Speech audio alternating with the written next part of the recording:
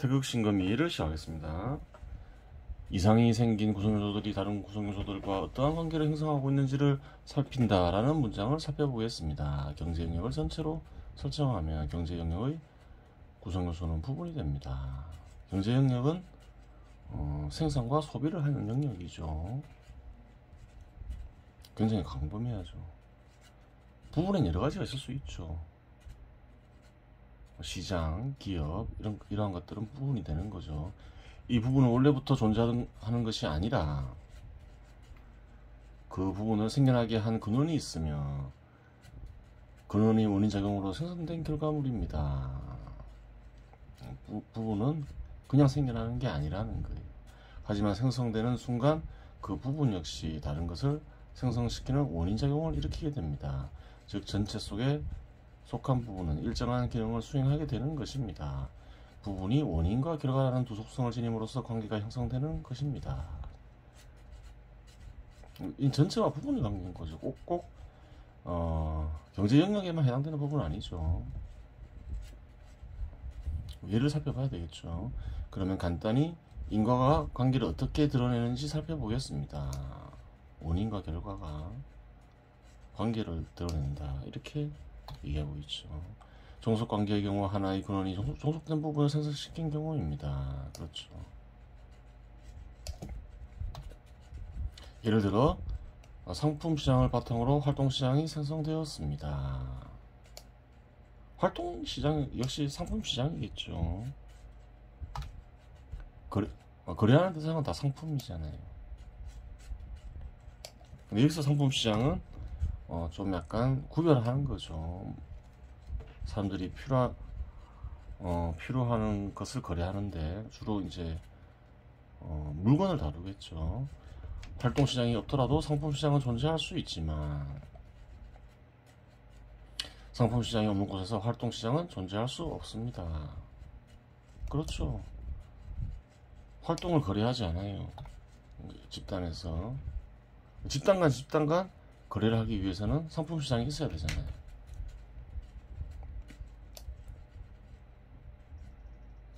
그렇죠.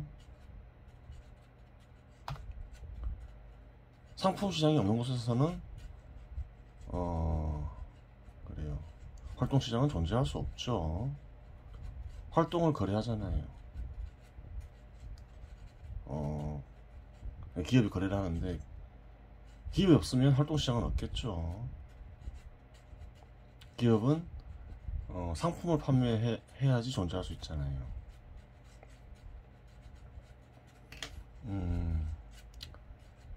예전에는 주로 활동시장에 의지하지 않았죠. 활동시장이 전혀 없었다고 볼 수는 없지만 자급자족 시대에는 신분제도가 있었잖아요. 노예를 이용하기도 하고 그랬잖아요. 이는 고대에도 상품시장이 존재했다는 사실이 이를 증명하는 것입니다. 하지만 현 시대에는 근로자 없이 상품 생산이 불가능한 경우가 있습니다. 많죠.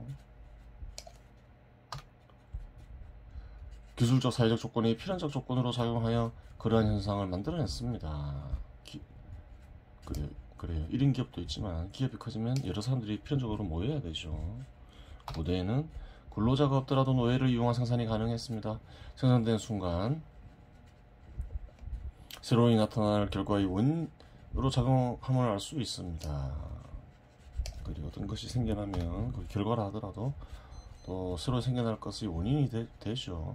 하지만 그렇다고 하더라도 상품시장의 변화에 따라 활동시장의 변화가 결정됨을 알 수 있습니다. 어떤 경우라 하더라도 활동시장은 상품시장에 의지한다, 그렇게 얘기하고 있죠. 그 이유는 상품의 생산을 위해 근로자가 필요한 것이지 근로자를 위해 상품을 생산하는 것은 아니기 때문입니다. 근로자는 기업에 매여 있죠. 기업이 사라지면 민간기업, 공기업도 마찬가지지만 기업이 사라지면 근로자는 사라지게 되어 있는 거죠. 하나의 근원이 원인이 되고 근원의 변화에 전적으로 상응하여 변하는 것이 포착되니 상품시장과 활동시장은 종속관계에 있음을 알 수 있습니다.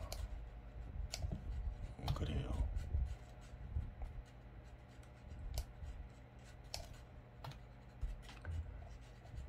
대등관계의 경우에 있어서 교류관계와 불교류관계가 있는데, 교류관계의 경우 대상을 이루는 각각의 부분들이 서로 관계를 지니며 서로 하나의 원인이 되고 또한 하나의 결과가 되는 경우입니다. 앞에서 살펴봤죠. 대등관계에 대해서. 예를 들어 일반 상품시장과 금융상품시장의 경우를 살펴보면 일반 상품시장이 금융상품시장을 생성시킨 원인작용을 한 것은 아닙니다. 금융상품시장 없이도 일반 상품시장은 존재할 수 있으며 일반 상품시장 없이도 금융상품시장은 존재할 수 있습니다.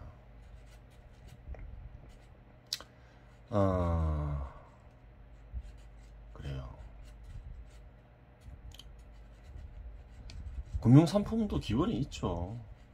이제 화폐를 빌려주고, 그래요. 뭐, 그러지만, 화폐는 이제 상품시장이 어느 정도 발전해야 생기는 거죠.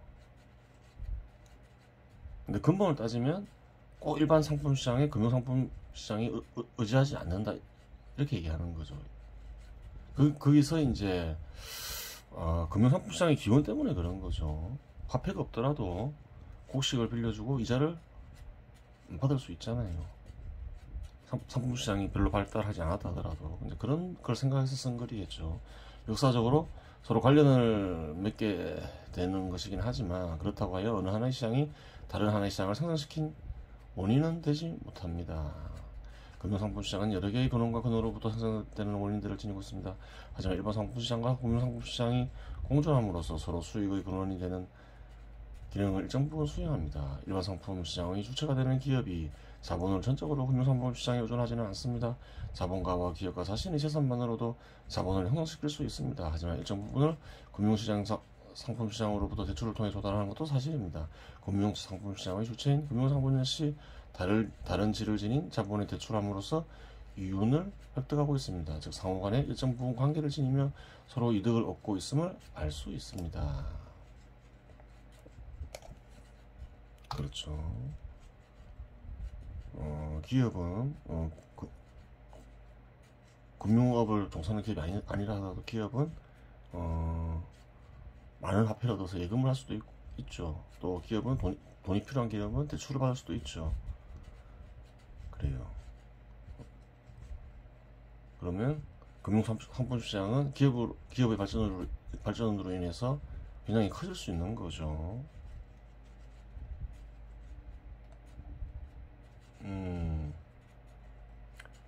금융산업이 발전된 곳은 어떤가요? 대체로 보면 산업자본이 크게 발전한 곳에 금융산업 역시 크게 발전하는 거죠. 서로 종속적이지 않다 하더라도 대등하다 하더라도 큰 영향을 서로 미치고 있죠. 교류 관계인 거죠. 불교류 관계의 경우 매개가 원인이 되어 결과를 낳기도 하고 결과가 원인이 되어 매개의 결과를 일으키기도 합니다. 일반 상품시장과 중앙은행의 금리 정책의 관계가 그러합니다. 금리 정책이 매개가 되어 유의미 관계를 형성하면 이미 앞에서 살펴보았습니다. 교류를 하지 않더라도 서로 의미 있는 관계를 형성할 수 있다는 거죠. 예를 들어서 중앙은행의 금리 정책과 일반 상품시장은 별 상관이 없는 것처럼 보이지만 그래요. 어떤 매개를 통해서 유의미한 관계를 형성할 수 있는 거죠. 적대 관계의 경우는 한 부분이 근원으로서 원인이 되어 다른 부분을 쇠퇴시키거나 소멸시키는 결과를 낳는 경우입니다. 하지만 결과가 되는 부분이 다른 부분을 생성시키는 근원이 하나가 되어 원인작용을 한 경우입니다. 예를 들어 스마트폰이 생성되어 핸드폰 시장을 쇠퇴하고 소멸할 수 있는 상황이 되었습니다. 하지만 핸드폰이 없었다면 스마트폰은 생성될 수 없었습니다. 그렇죠. 이처럼 인과의 형성 과정이 관계의 형태를 결정짓습니다. 인과 속에서 관계가 나타난다. 또 관계의 형태 역시 나타난다. 그렇게 얘기하고 있죠.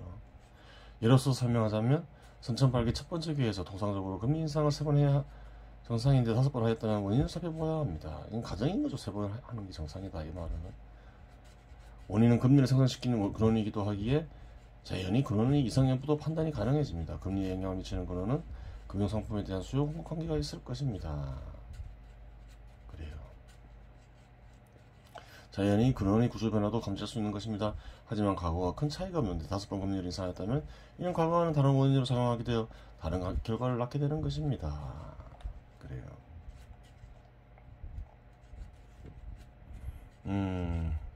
그러면 이제 태울 금화동지를 살펴보겠습니다. 금화까지 살펴봤죠. 태울과 금화를 살펴보았어요.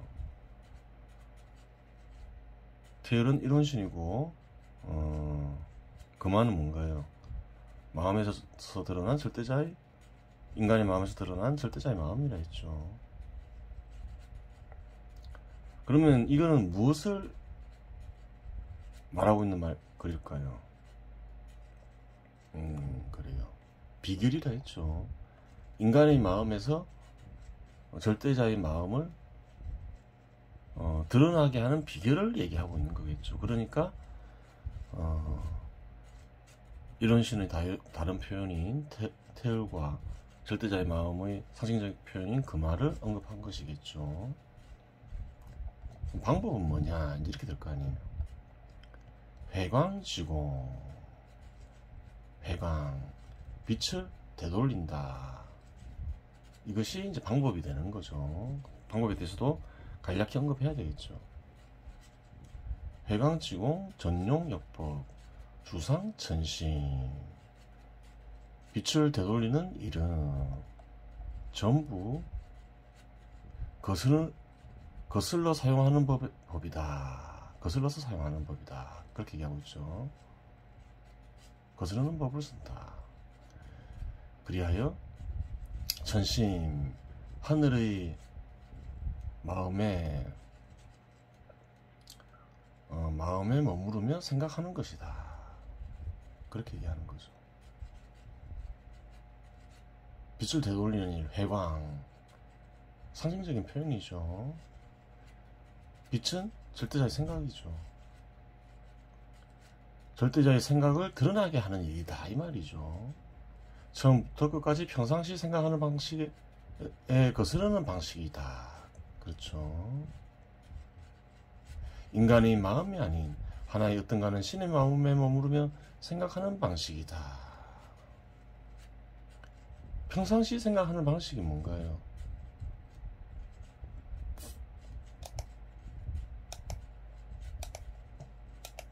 평상시 생각하는 마음. 사람들은 어떻게 평상시 생각하나요? 다 옛날에 언급했던 건데 대체로 욕망에 따라 생각하죠. 그래요.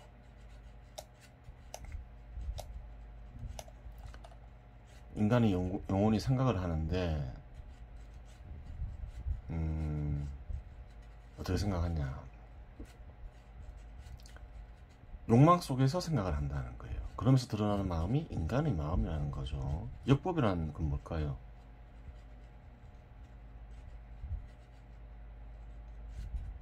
욕망에 따라 생각하지 말라는 거죠.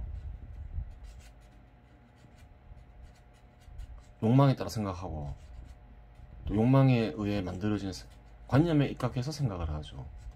욕망에 따라 생각하지 말고 인간의 마음에서 벗어나서 생각해라. 그게 거슬러는 거죠.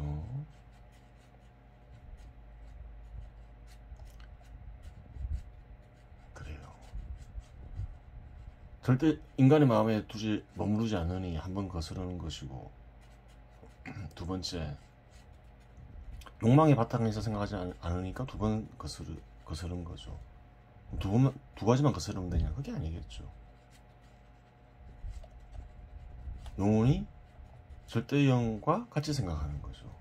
평소에 안 그러죠. 세 번 거스르는 거죠. 삼역법이 있는 거죠. 삼역법은 한 가지 법이겠죠. 한 가지 역법인 거겠죠. 따로따로 이루어지는 것은 아니겠죠. 그렇게 되는 거예요. 그래. 선뜻을 보면 절대자의 생각을 드러나게 하는 일은 처음부터 끝까지 평상시 생각하는 방식에 거스르는 방식이며, 인간의 마음이 아닌 하나의 어떤가는 신의 마음에 머무르며 생각하는 방식이다. 그래요. 좀 더 많은 얘기를 했는데 그러한 부분들은 또 뒤에서 별도로 나오겠죠. 여기서는 서문이니까 핵심만 얘기하는 거겠죠. 천심, 거일, 월중, 하늘의 중심 혹은 하늘의 마음은 해와 달 가운데 있는데 또 해와 달은 뭐냐, 또 그런 얘기가 나오겠죠. 다 장소인 거죠. 그래요. 황정경운, 이런 걸 읽을 때 액면 그대로 보면 안 되죠. 해와 달 사이에서 해와 달을 보면서 실제하는 하늘의 중심, 하늘의 마음을 찾으려 하면 답이 안 나오는 거예요. 황정경에서 말하길 촌전 척택가 지생, 황정경이라는 책에서 말한다. 한자되는 집 가운데 있는 한자되는 집에 있는 한치되는 밭이 삶을 다스린다. 이게 무슨 소리냐 이렇게 되겠죠. 촌전 척택 역시 뭐겠습니까? 상징적인 표현이겠죠.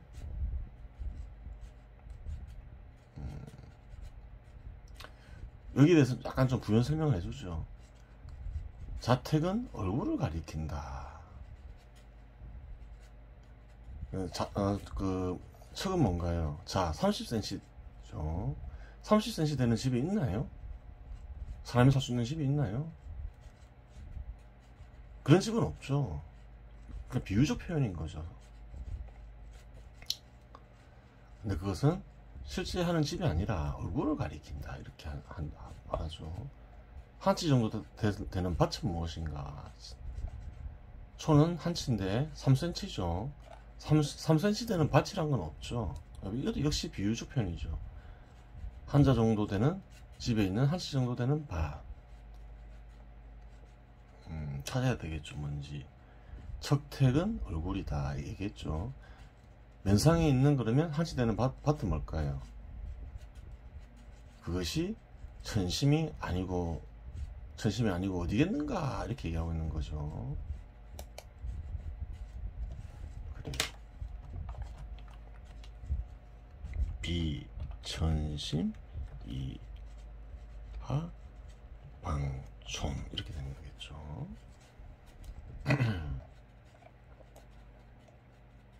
그러면 한치 정도 되는 밭을 찾아야 해요. 한치 정도 되는 밭이 어딜까요? 얼굴에서 찾으면 될까요, 안 될까요? 얼굴과 연관은 있겠죠. 얼굴에서 한번 찾아보세요. 그러면 또 평생 허송세월을 보내게 되겠죠.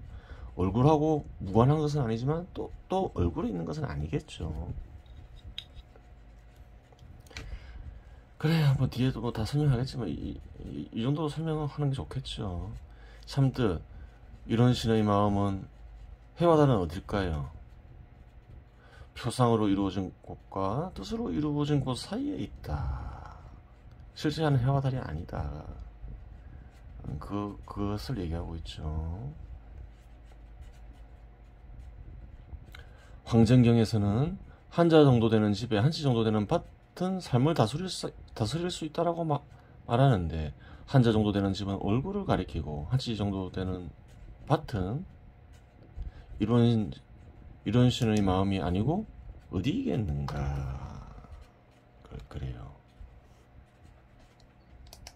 우선 한치 정도 밭이 무엇을 뜻하는지는 여기서 언급하지는 않겠습니다. 이번 시간은 여기서 마치겠습니다.